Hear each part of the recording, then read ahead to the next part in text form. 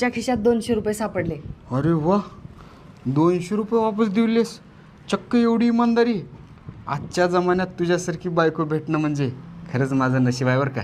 हे राहू दे तुला. अहो नको नको, याची काय गरज आहे. अगे राहू दे ग. आणि एक काम कर, हे बघ, हे माझ्यातर्फे तुला आणि 200 रुपये बक्षीस ठेव. थँक्यू. खरंच राव, मानलं पाहिजे तुला.